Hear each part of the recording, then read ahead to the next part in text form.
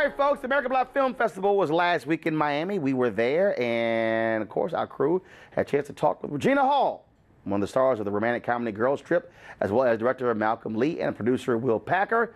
We talk about the film that also stars Queen Latifah, Jada Pinkett Smith, and Tiffany Haddish, and the importance of black women in film. We had wanted to work together for a while. That's We've correct. been like circling each other, trying to figure out, what that right project should be. Right. And Mal was coming off of Best Man Holiday. I had not too long before that finished my Think Like a Man series, and both with Regina. And I called him and with this pitch of this idea. I had actually called Regina first and asked her what she thought about it, and she responded great. Then she made me put her in it, which was weird, but whatever. And I pitched it to Mal, and he responded, and we were off trying to make it happen. But as Hollywood things go, that was 3 years ago. Yeah, and we tried to get it going pretty quickly, but as Will said, you just don't know how things are going to fall out, and you want to get the right script, and you want to get the right cast, and the right circumstances, because it was a beast of a film to put together and to execute. We shot at a live event at Essence, and there's crowds of people trying to get our cast in as characters and not the movie stars that they are. Through that phalanx of people and fans and whatnot. So it was a tough thing, and we had a lot of locations, but it all turned out for to be the movie that we all wanted to make. Absolutely. This weekend is about us. We are here together. Today is the last day that we will ever be this young. It was great to work with four strong, three other strong black women. But I think what I love the most is that it's not just strength, you know what I mean? There's a lot of vulnerability there and a lot of love and laughter and humor. I think it shows so many facets and how dynamic we are, just like other women, if not more, and I think we don't get to see that. We usually always see ourselves as strong or sassy or whatever, and I think this allowed us to be all of them.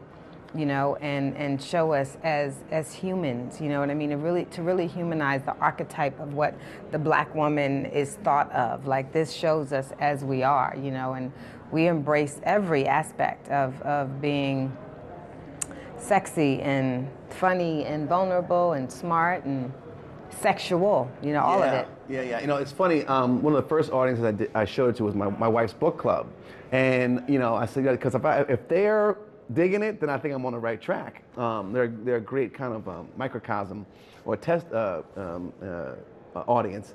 And so one of the comments that came back was like, the first comment that came back was one of the women. They said, "I like how soft they are with one another." Because usually women are so hard and hard with one another, so fighting or whatever.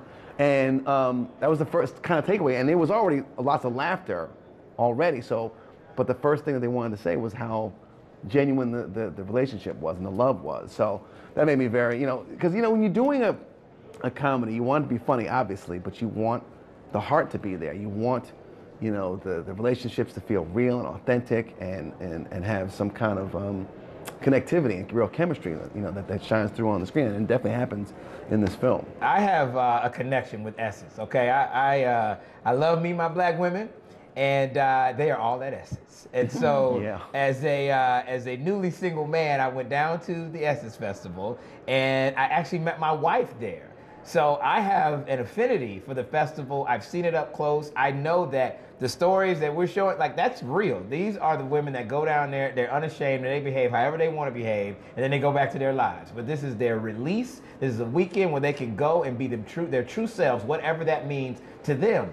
And I saw it firsthand, and I knew that we had not seen a movie like this with the tone that this has, authentic, raw, and just freedom. We hadn't seen that with women that looked like Regina Hall.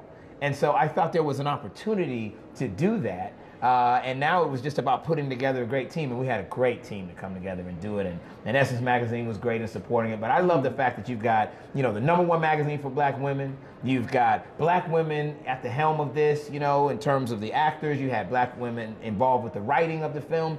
It is really a true celebration of black girl magic. Yep. And so, when this film works, magic. Yeah, well, we as good brothers, we support our sisters. Absolutely. Indeed. In the movie and the guys in the movie, and you guys. I mean, always. So It'll be a testament to the power of all of that we're talking about when this film opens. You know, what this film does will say to Hollywood whether or not this is a viable audience that they should continue to make content for, to pay attention to put at the forefront, in the centerpiece of the biggest movies that they're making. This is a film that will be very, very important for that narrative in Hollywood.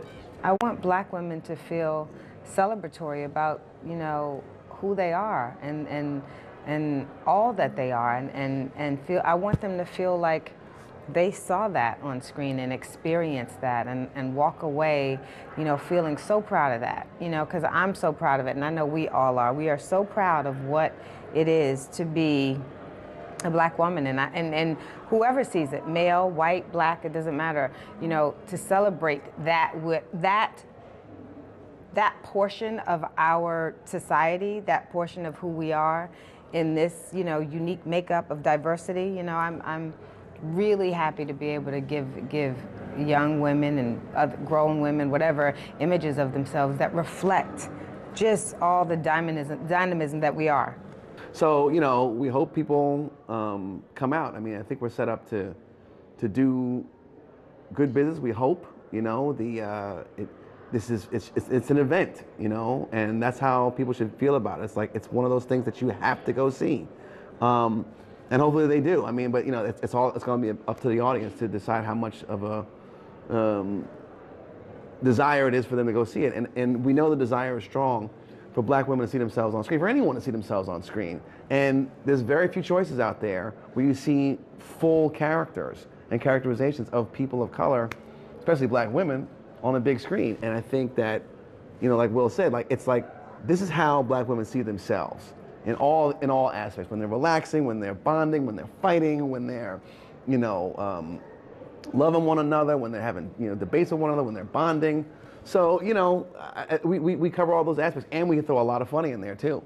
The festival's been great. I love the American Black Film Festival. This is a festival that's near and dear to my heart. I try to come every year. I really do. And this is the 4th or 5th time I've had a movie to open the festival, and I think that it's a responsibility of mine, because the other films I did this Christmas open the festival. I believe Takers opened the festival.